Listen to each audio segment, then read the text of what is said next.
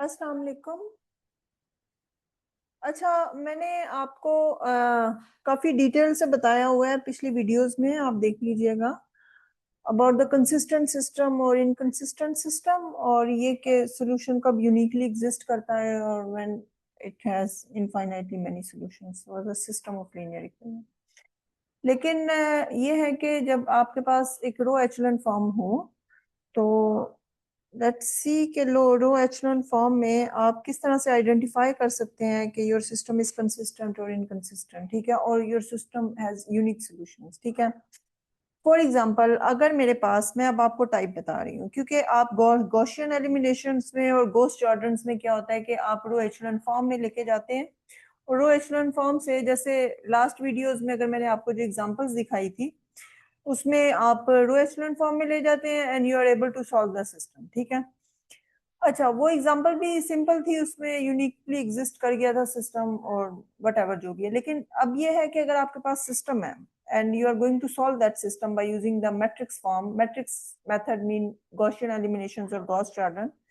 सो उसमें यह है कि आपके पास तीन तरह मल्टीपल केसेस हो सकते हैं। जैसे फर्ज कीजिए कि आपका जो ऑगमेंटेड मैट्रिक्स है वो रो एचेलॉन फॉर्म में या एचेलॉन फॉर्म में कुछ इस तरह से आ गया है सिस्टम का, कि आपके पास है, फर्ज कीजिए अगर मैंने इसे रिड्यूस एचेलॉन फॉर्म में कन्वर्ट किया, मैं 3 by 3 के सिस्टम ले रही हूँ। It this happens for 4 by 4 and in general n by n systems, ठीक है। लेकिन एक्सप्लेन करने के लिए मैं 3 by 3 बस आपको एक्सप्लेन कर रही हूँ। अगर आपके पास 3 by 3 का सिस्टम है और आपके पास जो है वो एचेलॉन, रिड्यूस एचेलॉन फॉर्म में, फर्ज कीजिए आपके पास फॉर्म आ गई है, जैसे कि 1, या चले एचेलॉन फॉर्म में आपके पास फॉर्म आ गई है, जैसे कि आपके पास है 1 0 0 एंड से 1, ठीक है, एंड 0 1 0 एंड से 3 एंड 0 0 1 एंड 4, ठीक है। अब अगर आप देखें तो ये ऑगमेंटेड मैट्रिक्स की रिड्यूस एचेलॉन फॉर्म है, ठीक है। So this is the reduce echelon form. और इसमें अगर आप देखें, अगर मेरे अननोन वेरिएबल्स हैं तो easily you can get your x, value of x is equal to 1, your second variable y is equal to 3, the value of z is equal to 4। जैसे 3 अननोन्स हैं और इनकी कोई इनके कोरस्पॉन्डिंगली आपका रिड्यूस एचेलॉन फॉर्म में आ गया। सो अगर आप इसमें देखें तो ऑगमेंटेड मैट्रिक्स जो है, ये इसका जो matrix corresponding to the system होगा, ये आपका मैट्रिक्स होता है कोरस्पॉन्डिंग टू द सिस्टम, क्योंकि ऑगमेंटेड मैट्रिक्स में जो लास्ट रो होता है ये सॉल्यूशंस को नॉर्मली रिप्रेजेंट करता है, ठीक है। तो अगर आप इस मैट्रिक्स में देखेंगे, your solution is uniquely exist, आपके पास एक ही सॉल्यूशन है। सो नॉर्मली ये ट्रिपलेट से मैं इसको डिनोट करती हूँ, because this is only one solution of this system, ठीक है। तो ये यूनिकली एग्जिस्ट करता है। सो अगर आप इस मैट्रिक्स को गौर से देखेंगे तो ये आपकी आइडेंटिटी मैट्रिक्स में कन्वर्ट हो गया। और रिड्यूस एचेलॉन फॉर्म में या एचेलॉन फॉर्म में अगर आपका सोल्यूशन यूनिकली एग्जिस्ट करता है तो आपका ये जो मैट्रिक्स होता है, मैट्रिक्स ऑफ इक्वेशन, ये एक तो कोई भी जीरो रो नहीं लेके आ सकता, या दो कोई सी भी आइडेंटिकल रोज नहीं लेके आ सकता है, या इन अदर वर्ड्स आपका ये जो मैट्रिक्स का डिटर्मिनेंट है ये हमेशा आपका नॉन जीरो होता है, ठीक है। अगर आपके, या अगर आप चेक कर लें कि आपका यूनिकली, क्योंकि अगर आप ऑपरेशन वगैरह अप्लाई करते हैं डिटर्मिनेंट विल नॉट चेंज, तो आप, अगर आपने ये देखना है कि आपके सिस्टम का जो सॉल्यूशन है वो यूनिकली एग्जिस्ट करता है, तो आप ये जो कोरस्पॉन्डिंग मैट्रिक्स इक्वेशन होती है A X is equal to B, इसमें ये जो मैट्रिक्स होता है आपने इसका डिटर्मिनेंट देखना है। अगर तो इसका डिटर्मिनेंट नॉन जीरो है तो इसका मतलब ये है कि आपके सिस्टम का जो सॉल्यूशन है वो यूनिकली एग्जिस्ट करता है, और जब यूनिकली एग्जिस्ट करता है तो एचेलॉन, रिड्यूस एचेलॉन फॉर्म में हमेशा ये आपको आइडेंटिटी फॉर्म में मिलता है, ठीक है। सो ये आपका केस होता है जब आपका सिस्टम जो है वो यूनिकली यूनिक सॉल्यूशन होता है, आपका यूनिक सॉल्यूशन यूनिकली एग्जिस्ट करता है, ठीक है। सो ये ज़हन में रखें, मैट्रिक्स फॉर्म में जब भी आपके पास जो है वो determinant of a matrix is non equal to zero, its mean your system exist uniquely. अच्छा, नेक्स्ट है आपका, फर्ज कीजिए कि 3 by 3 में आपके पास ऑगमेंटेड मैट्रिक्स, आपके पास एचेलॉन फॉर्म जो है वो इस तरह के आ गई है। So this is your case, ठीक है। सो केस 2 फर्स्ट केस में तो यूनिकली एग्जिस्ट कर गया आपका, अगर आपकी एचेलॉन फॉर्म उस शेप में होगी। सो इसमें अगर फर्ज कीजिए आपकी एचेलॉन फॉर्म है of the augmented matrix in this form 1 0 0 0, ठीक है, और 0 1 2 0, और लास्ट में आपके पास 0 0 0 1, ठीक है। सो समटाइम्स होता है कि सिस्टम देख के नहीं आप बता सकते सिस्टम ऑफ इक्वेशन, क्योंकि ये जो ऑगमेंटेड मैट्रिक्स है इन एचेलॉन फॉर्म, ये किसी सिस्टम का सिस्टम ऑफ लीनियर इक्वेशन का है ना। तो समटाइम्स ऐसे होता है कि सिस्टम देख के नहीं आप बता सकते कि आपका सिस्टम कंसिस्टेंट है या इनकंसिस्टेंट है, लेकिन जब आप उसे एचेलॉन या रिड्यूस एचेलॉन फॉर्म में लेके जाते हैं तो इस केस में आपको क्लियर हो जाता है कि आपका सिस्टम जो है ये इनकंसिस्टेंट है कि नहीं। जैसे अगर आप देखें तो it's a complete echelon form, ठीक है, इसमें कोई जीरो रो पेयर नहीं हो रही है। और लेकिन अगर फर्स्ट ऑफ ऑल आप देखें इस ऑगमेंटेड मैट्रिक्स में, ये जो आपका मैट्रिक्स है of the system of linear equation, इसमें एक जीरो रो पेयर हो रही है, इसका मतलब इसका डिटर्मिनेंट जो है वो जीरो होगा, पहली बात ये। दूसरी बात ये कि अगर मैं इसको सिस्टम में लेके जाऊंगी तो मेरे पास क्या होगा, x is equal to zero, y plus two z is equal to zero. अच्छा, ये मैं 3/3 का सिस्टम ले रही हूँ with unknown x y and z, ठीक है, इसलिए मैं इसे जब इक्वेशन में लेके जाऊंगी तो इस तरह से लेके जाऊंगी। लेकिन जो लास्ट वाला इक्वेशन है वो अगर आप देखें तो 0x plus 0y plus 0z is equal to 3, and this doesn't make any sense. ये बड़ी हाइपोथेटिकल कंडीशंस है आपकी कि आपके 0x plus 0y on the other side ये आपका वेनिश हो रहा है, लेकिन on the opposite side you have. So इस केस में मैंने आपको बताया था आपका सिस्टम जो होता है वो हमेशा इनकंसिस्टेंट होता है। इनकंसिस्टेंट का मतलब ये है कि देयर इज नो सोल्यूशन। जैसे अगर 2/2 का सिस्टम ऐसा होता है तो मैंने आपको बड़ी डिटेल से बताया था कि पैरेलल लाइंस को रिप्रेजेंट करता है। सो इस केस में अगर आपकी एचेलॉन या रिड्यूस एचेलॉन फॉर्म जो है वो इस फॉर्म में आएगी ऑगमेंटेड मैट्रिक्स का, ऑल्दो जीरो रो पेयर हो गई है, तो इसका मतलब ये है कि आपका सिस्टम इनकंसिस्टेंट है। ये जहन में रखें कि जो आपका डिटर्मिनेंट है ये नॉन जीरो हो जाए, इसका मतलब ये है कि सिस्टम यूनिकली एग्जिस्ट करता है, ठीक है। सिस्टम का सोल्यूशन सोल्यूशन जो है वो आपका यूनिकली एग्जिस्ट करता है। लेकिन अगर आपका डिटर्मिनेंट जो है वो नॉन जीरो हो, सॉरी, अगर आपका डिटर्मिनेंट जो है वो जीरो के इक्वल है, तो इसका मतलब ये हो सकता है, दो केसेस हो सकते हैं। दो केसेस का मतलब ये है कि आपका जो सिस्टम है वो इनकंसिस्टेंट हो, ठीक है। इनकंसिस्टेंट का मतलब ये है कि there is no solution. No solution अगर आप देखें तो इसमें मैट्रिक्स का डिटर्मिनेंट जो होगा वो जीरो आएगा आपके पास, सो आपका सिस्टम इनकंसिस्टेंट होगा। लेकिन दूसरा केस ये है कि आपके पास इनफाइनाइटली मेनी सॉल्यूशंस होते हैं। सो कभी भी डिटर्मिनेंट को देके आप ये ना कहिएगा कि इसका सोल्यूशन इनफाइनाइटली मेनी है। समटाइम्स होता है कि लोग कहते हैं अच्छा डिटर्मिनेंट नॉन जीरो है तो यूनिक सॉल्यूशन है, डिटर्मिनेंट जीरो है तो इनफाइनाइटली मेनी सॉल्यूशन है। No, this is not true. Determinant अगर जीरो है तो आपके दो केसेस हो सकते हैं, there is no solution that the system is inconsistent, ये आपकी बड़ी काउंटर एग्जांपल है उसकी। ये ऐसा भी हो सकता है कि आपके इनफाइनाइटली मेनी सॉल्यूशन हो जाए, वो हम केस 3 में डिस्कस करेंगे, ठीक है। लेकिन ये आप जहन में रखें कि जब भी आपके पास ऐसी शेप आएगी ऑगमेंटेड मैट्रिक्स की, अब देखिए ऑगमेंटेड मैट्रिक्स में जीरो रो पेयर नहीं हुई है, लेकिन जो आपका मैट्रिक्स है, matrix of the corresponding to the system of linear equation, उसमें जीरो रो पेयर हो गई है। सो इसका मतलब ये है कि आपका सिस्टम जो है वो इनकंसिस्टेंट है, देयर इज नो सोल्यूशन, ठीक है। सो आई होप कि ये समझ आ गई होगी। अच्छा, थर्ड केस में अब आपके पास है, फर्ज करें आपका केस नंबर 3 है, तो केस नंबर 3 अब आपके पास आ गया है, क्योंकि मैंने आपको बताए थे क्या, unique solution, no solution that is inconsistent system, and infinitely many solution. अब ये कि जब रिड्यूस एचेलॉन फॉर्म या एचेलॉन फॉर्म में आप जाते हैं by using the Gaussian elimination और Gauss Jordan whatever you want, तो उसमें कैसे पता चलेगा कि अब ये आपके पास इनफाइनाइटली मेनी सोल्यूशन है। वो इज द वे कि zero row, at least one zero row appears in your augmented matrix, ये ध्यान में रखें। अब ये जो पिछले में था, जीरो रो अपीयर नहीं हुई थी ऑगमेंटेड मैट्रिक्स में, लेकिन आपका सिस्टम जो था वो इनकंसिस्टेंट है, ठीक है। तो अगर आपके ऑगमेंटेड मैट्रिक्स में, जैसे अगर फर्ज करें आपके पास ऑगमेंटेड मैट्रिक्स जो है वो इस फॉर्म में है, ये ज़हन में रखें मैं ऑगमेंटेड मैट्रिक्स ले रही हूँ आफ्टर दी रिड्यूस एचेलॉन और एचेलॉन फॉर्म, ठीक है। सो ये echelon form of the augmented matrix ले रही हूँ, सॉरी। सो ये आपके पास होगा, जैसे फर्ज करें आपके पास है 1 0 3 एंड -1, ठीक है। और उसके बाद है आपके पास 0 1 -4 और ये आपके पास है 2 और उसके बाद है आपके पास 0 0 0 एंड 0। अगर आप इसको गौर से देखें तो इसमें आपकी ऑगमेंटेड मैट्रिक्स में 0 रो अपीयर हो गई है, ये जो है ये आपकी 0 रो।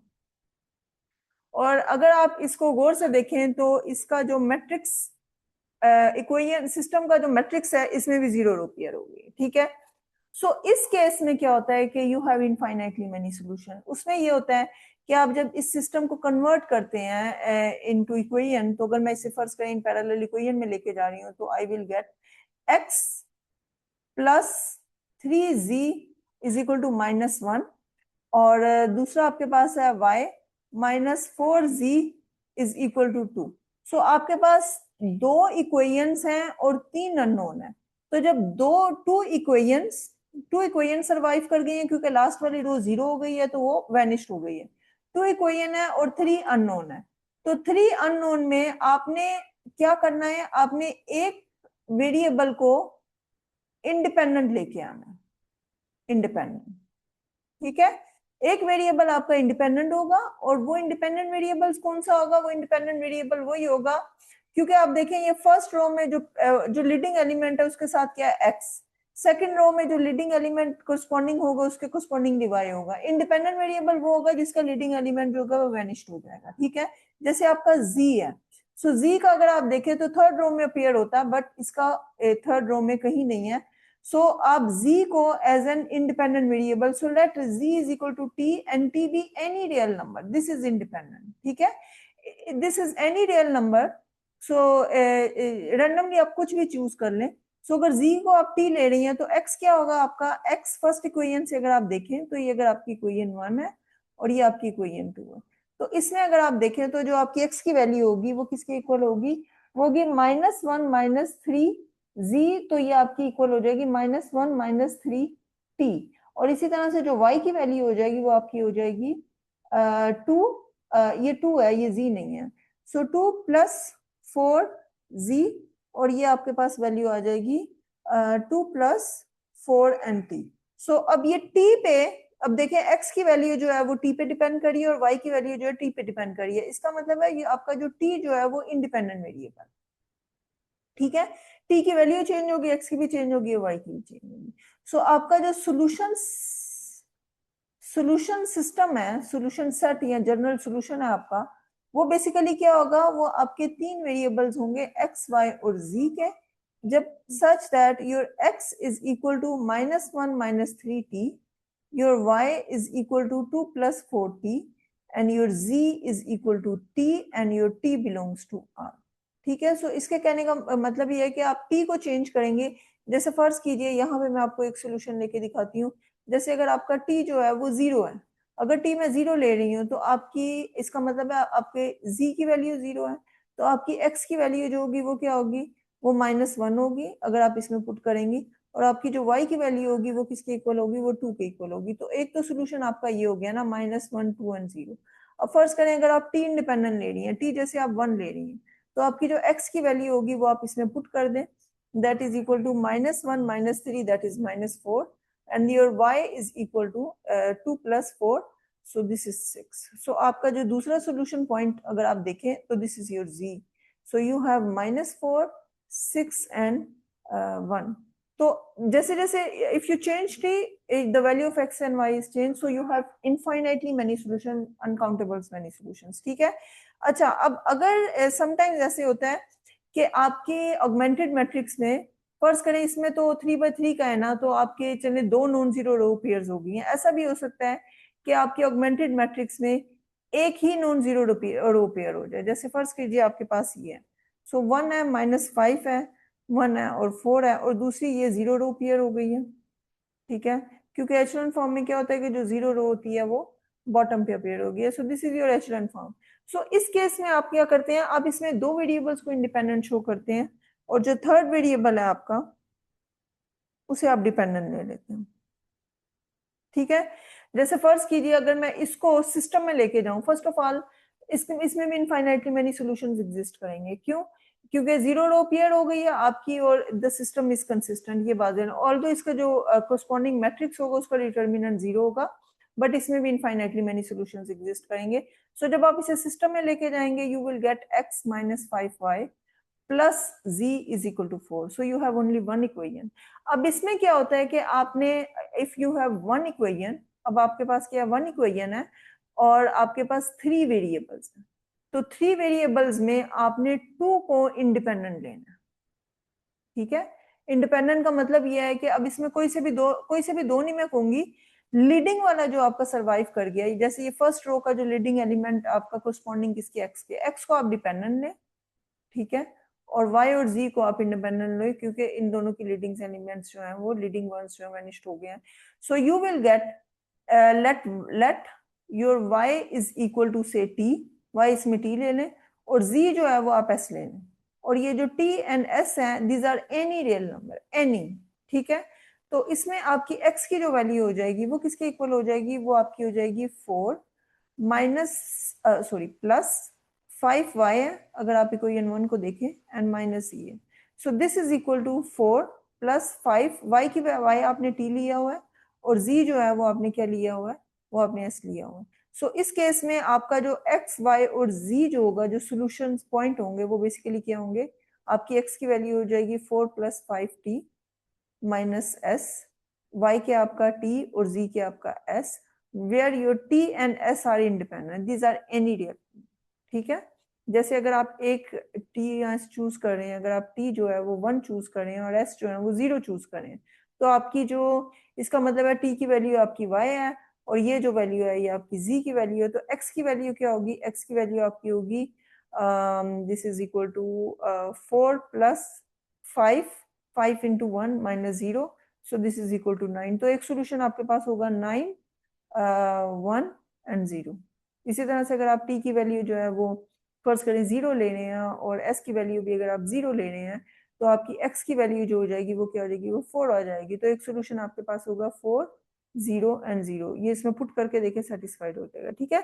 सो change t and s and you will get a solution. So इसमें आपके दो इंडिपेंडेंट वेरिएबल्स, ठीक है। सो इसमें भी आपको, इसमें टेंशन लेने की जरूरत नहीं है, you are able to solve this type of system of equation. I hope कि ये समझ आ गई होगी कि at the end when you apply the Gaussian eliminations and the Gauss Jordan, मैं नेक्स्ट वीडियो में आपको एक एग्जांपल से और एक्सप्लेन कर दूंगी कि कैसे हमारा यूनिक सोल्यूशन नहीं आता और इनफाइनाइटली मेनी सोल्यूशंस कैसे आते हैं। लेकिन इस लेक्चर, इस वीडियो लेक्चर में मैंने आपको बड़ी डिटेल से बता दिया है कि bye using the augmented matrix आपने ये देखना है कि आपके सिस्टम, आपका गिवन सिस्टम, लीनियर सिस्टम का जो सोल्यूशन है वो यूनिक कब होता है, ठीक है। यूनिक तभी होता है जब आपका डिटर्मिनेंट नॉन जीरो होगा, और अगर डिटर्मिनेंट जीरो होगा तो आपके पास दो चॉइसेस होंगी, एक तो इनकंसिस्टेंट होता है, एक consistent, mean infinitely many solutions होते हैं। उसके लिए आप ऑटोमेटिकली इसे रिड्यूस एचेलॉन फॉर्म या एचेलॉन फॉर्म में लेके जाएंगी। अगर आपके रिड्यूस एचेलॉन फॉर्म में कोई भी एक ऐसी लास्ट रो ऐसी अपीयर हो जाएगी, ठीक है, that give some you no